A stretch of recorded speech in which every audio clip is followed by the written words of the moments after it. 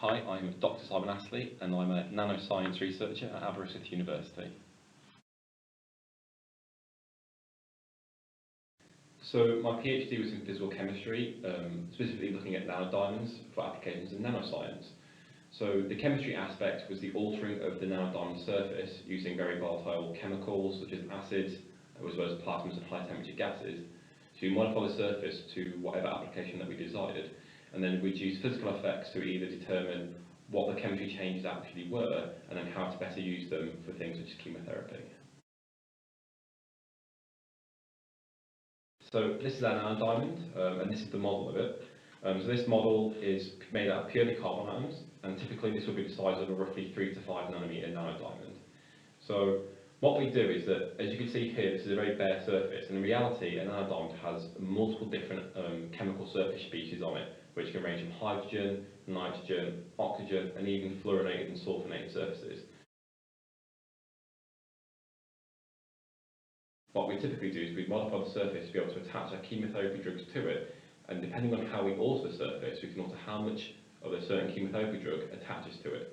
So for example, in the case of the chemotherapy drug that I research, which is known as fluorouracil, which is the most commonly used chemotherapy drug in the UK, by modifying the surface such that we put oxygen atoms on the surface, we get a very electrostatic attraction between the 5Fu molecule here and the oxygen surface. And then depending on what type of oxygen we use, we can actually vary the amount of chemotherapy drug that attaches to the nanodiamond. And this way we can alter the amount of dosage that we get of chemotherapy into the patients using the nanodiamond as an attractor.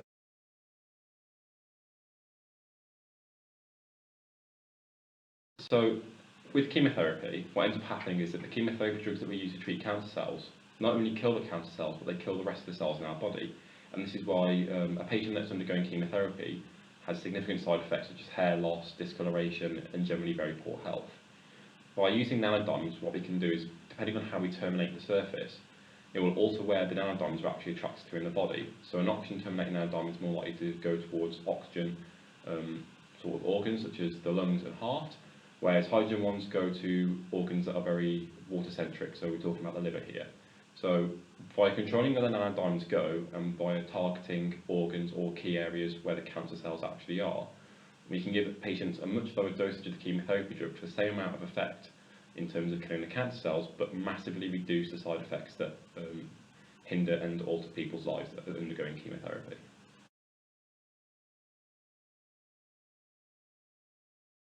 Nanodiamonds are completely bioinert, and this means that whilst it's in your body, it doesn't react with anything else. So this means that by natural methods, as you inject the nanodiamonds into a patient, they get naturally filtered out by your body's natural systems and you pass them through.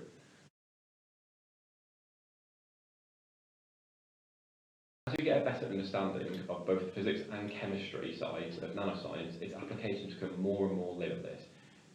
With nanodiamonds, for example, as we get better at terminating the surface, as well as what we can use it for, its applications are ever increasing. The amount of publications involving new and novel techniques and applications of nanodiamonds has increased from, say, 20 a year back in the year 2000 to over 1,000 a year currently. Nanoscience probably is the future of science in both physics and chemistry going forward.